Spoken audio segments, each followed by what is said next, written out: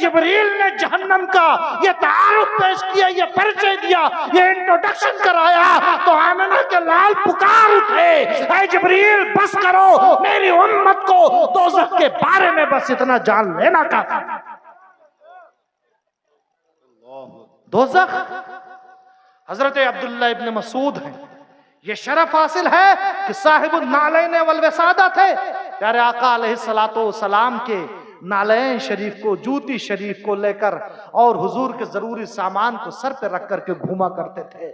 حضرت عبداللہ ابن مسعود کے اندر خوف خدا اور خوف دوزخ کس قدر ہے؟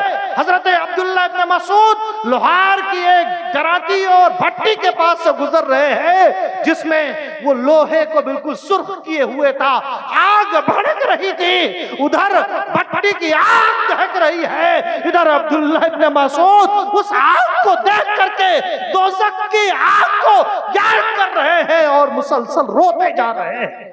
یہ صحابہ کرام کا خوف۔ اپنے بڑے بڑے ائمہ کو دیکھیے، حضرت عمر ابن عبدالعزیز کا واقعہ جو احیاء العلوم شریف میں امام غزالی رحمت اللہ علیہ نے لکھا ہے، حضرت عمر ابن عبدالعزیز جن کی خلافت کو خلافت راشدہ میں کاؤنٹ کیا جاتا، ان کی ایک لونڈی تھی، ان کی ایک خادمہ تھی، وہ مسجد میں گئی 2 رکعت نماز ادا کرتی ہے اور لیٹ جاتی ہے، فوراً آنکھ لگتی ہے، ایسا ڈراؤنا خواب دیکھتی ہے، روتے ہوئے فوراً امیر المومنین کی بارگاہ میں آتی، عرض کرتی امیر المومنین میں نے بہت ہولناک اور دہشتناک خواب دیکھا ہے۔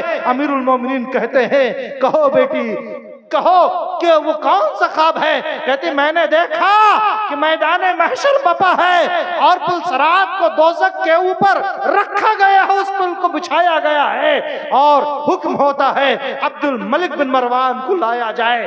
یہ سن کر کے عمر ابن عبدالعزیز کی چیخ نکل جاتی، کہتی ہے اے امیر المومنین عمر ابن عبد الملک بن مروان تھوڑی دیر چل پایا، پھر پھسل کر کے دوزخ میں گر پڑا۔ پھر ولید بن عبد الملک کو لایا گیا، وہ بھی نہیں چل سکا اور گر گیا۔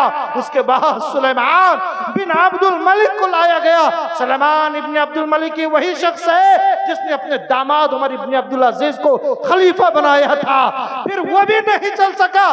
ثم انت یا امیر المومنین، اے امیر المومنین پھر تمہیں لایا گیا۔ اتنا سننا تھا، عمر ابن عبدالعزیز غش کھا کر کے گر پڑے اور ان کے پیر یوں ہل رہے تھے ہوا میں، اس قدر خوف خدا ان پہ طاری تھا۔ کان میں جا کر کے لونڈی کہتی ہے اے امیر المومنین پھر آپ کا وہ حشر نہیں ہوا جو عبد الملک بن مروان کا ہوا، جو ولید بن عبد الملک کا ہوا، جو سلیمان ابن عبد الملک کا ہوا۔ قد نجوتا یا امیر المومنین، اے امیر المومنین آپ عذاب دوزخ سے بچ گئے۔ یہ خوف خدا تھا۔ ہمارے امام الائمہ کاشف الغمہ امام اعظم ابو حنیفہ رحمت اللہ تعالی علیہ کے بارے میں لکھا ہے، وفیات العیان میں امام اعظم ابو حنیفہ عشاء کی نماز پڑھنے گئے تھے۔ امام صاحب نے اذا زلزلت الارض زلزالہا، جب زمین میں کثرت سے زلزلے آئیں گے اور زمین اپنے بوجھ کو نکال دے گی، لاشیں اوپر پھینک دے گی، زمین کے جو خزانے وہ بھی اوپر آ جائیں گے۔ اس میں قیامت کے پورے ہولناکے کو بیان کیا گیا ہے۔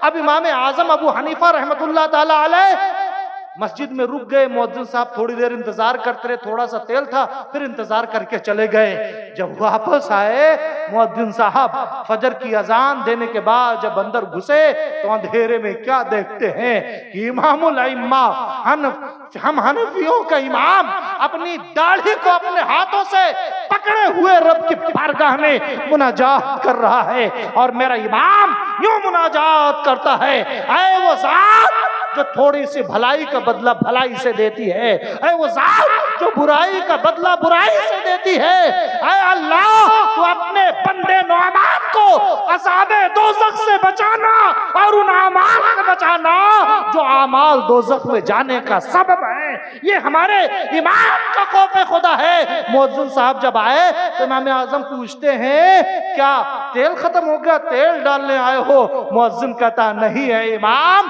تیل ڈالنے نہیں بلکہ میں نے فجر کی اذان دے دی ہے، پوری رات گزر گئی اور آپ رب کی بارگاہ میں مناجات کر رہے ہیں۔ امام اعظم کا صدر احوال دیکھیے، امام اعظم کہتے ہیں کہ اے میرے میرے بھائی اس راز کو راز رکھنا، اور جب تک میں بحیات ہوں اس راز کو سکھ کے سامنے ذکر نہ کرنا۔ وما علینا الا البلاغ، استغفر اللہ ربی من کل ذنب واتوب الیہ، لا الہ الا اللہ محمد رسول۔